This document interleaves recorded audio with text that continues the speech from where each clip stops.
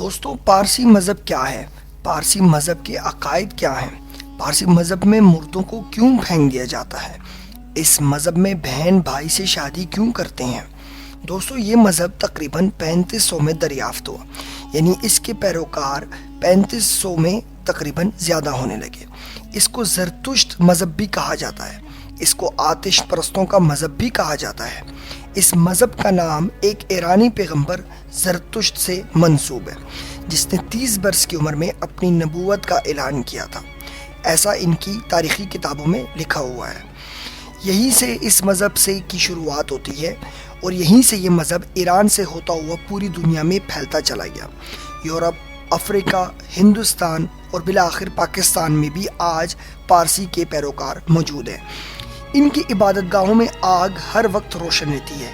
اس کی وجہ سے یہ آتش پرست بھی کہلاتے ہیں۔ پارسی مذہب میں آگ کو اتنا مقدس مانا جاتا ہے کہ اس کی پوجا کی جاتی ہے۔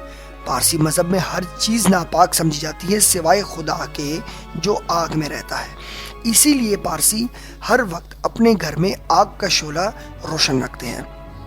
ان کی مقدس کتاب کا نام اوستا ہے اور پارسی مذہب کے لوگ دن میں 5 بار خدا کی عبادت بھی کرتے ہیں۔ ان کی کتاب کے مطابق ہر چیز کا خالق ان کا خدا ہے جو کہ آگ میں رہتا ہے۔ زرتشت نماز بھی ادا کرتے ہیں۔ دوستو، ہندوازم کی طرح یہ مذہب بھی غیر تبلیغی ہے۔ نہ دوسرے مذاہب کے لوگ اس میں شادی کرتے ہیں، نہ کسی اور مذہب میں داخل کرتے ہیں۔ دوستو، یہاں ایک بات آپ کو بتاتے چلیں کہ دنیا بھر کے مذاہب میں اس بات کو بہت ہی برا سمجھا جاتا ہے کہ جب انسان اپنے قریبی لوگوں کے ساتھ جنسی تعلق قائم کرے یا شادی کرے۔ قریب سے مراد یہاں محرم رشتوں کی بات کی جا رہی ہے، جس میں ماں بہن بھائی شامل ہوتے ہیں۔ اسلام میں تو اس کی سختی سے ممانعت کی گئی ہے، اس سے منع کیا گیا ہے، لیکن ایسا مذہب جس میں یہ بالکل جائز ہے۔ جی ہاں، بات ہو رہی ہے پارسی مذہب کی، جس میں بھائی بہن کے نکاح کو ٹھیک سمجھا جاتا ہے اور لوگ بڑی تعداد میں اس کی پیروی بھی کرتے ہیں اور بڑی تعداد میں بھائی بہن آپس میں شادیاں بھی کرتے ہیں۔ پارسی مذہب میں بھائی بہن عرصے سے آپس میں شادیاں کرتے آ رہے ہیں۔ دوستو، پارسی مذہب میں موت کے بعد جسم کو آخر میں پرندوں کی خوراک بننے دیا جاتا ہے تاکہ مردہ جسم پانی ہوا کو ناپاک نہ کر سکے۔ تاہم ان کا ماننا یہ بھی ہے کہ موت کے بعد ان کے اعمال ہی ان کے کام آئیں گے۔ اس مذہب میں فلاحی کے کام کرنے والوں کو خاص طور پر دیکھا گیا ہے۔ یہ لوگ فلاحی کام میں بہت بڑھ چڑھ کر حصہ لیتے ہیں۔ دنیا بھر میں جتنے بھی کمزور پارسی خاندان ہوتے ہیں، یہ بھرپور ان کی مدد کرنے کی کوشش کرتے ہیں۔ پارسی مذہب کے مطابق سورج، پانی، ہوا اتنی مقدس اشیاء ہیں کہ ان کے تقدس کو بار رکھنا بہت ضروری ہے۔ اس لیے پارسی کے پیروکار یہی سمجھتے ہیں کہ مردوں کو جلانے سے یہ عناصر ناپاک ہوتے ہیں۔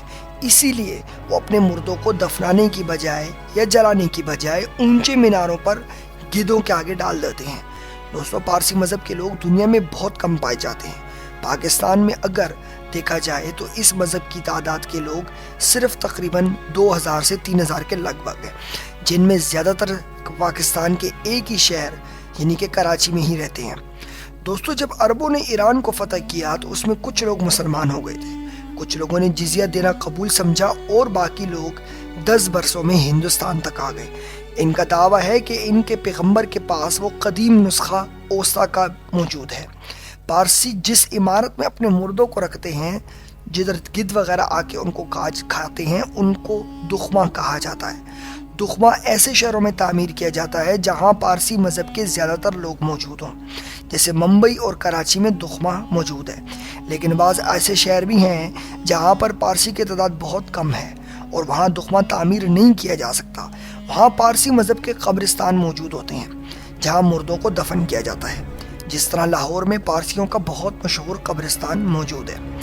دوستو، طہارت اور پاکیزگی کی اگر بات کی جائے تو پارسی مذہب میں صاف رہنا انتہائی اچھا سمجھا جاتا ہے اور یہ لوگ ہر وقت صاف ستھرے رہنے کی کوشش کرتے ہیں۔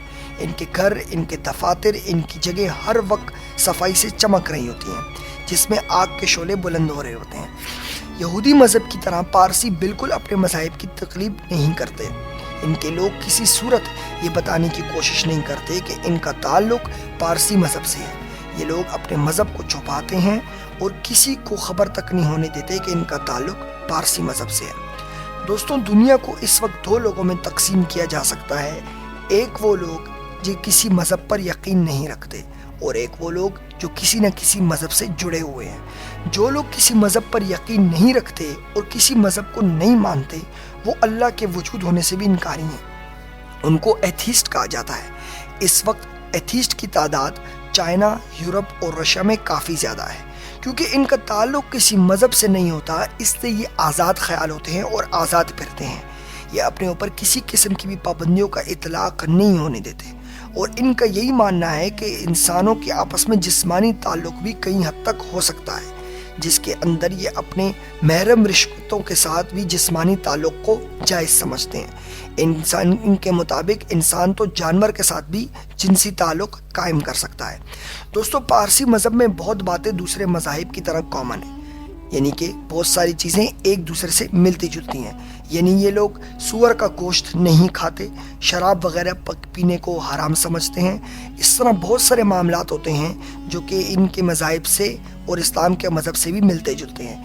فرقہ واریت کی اگر بات کی جائے تو اس مذہب میں بھی فرقے موجود ہیں، اور ایک خاص فرقے کا ہی یہی ماننا ہے کہ ایک بہن اور بھائی آپس میں شادی کر سکتے ہیں۔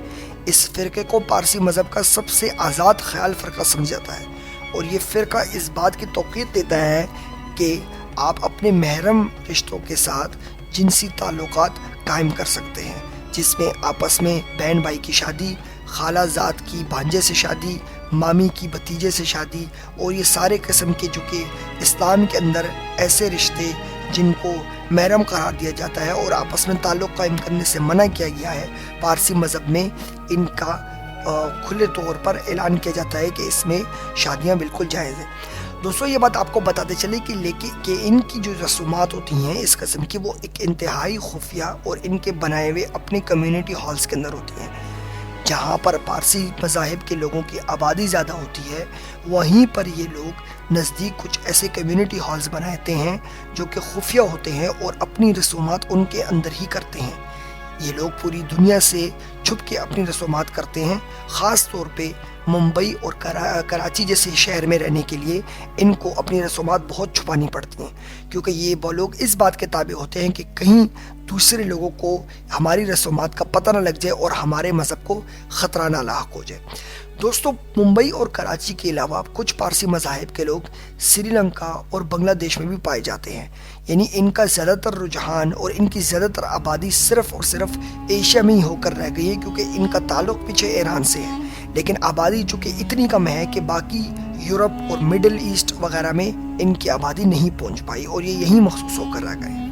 دوستو آج کی ہماری ویڈیو آپ کو کیسی لگی؟ اپنی رائے کا اظہار نیچے کمنٹ باکس میں ضرور کیجیے گا۔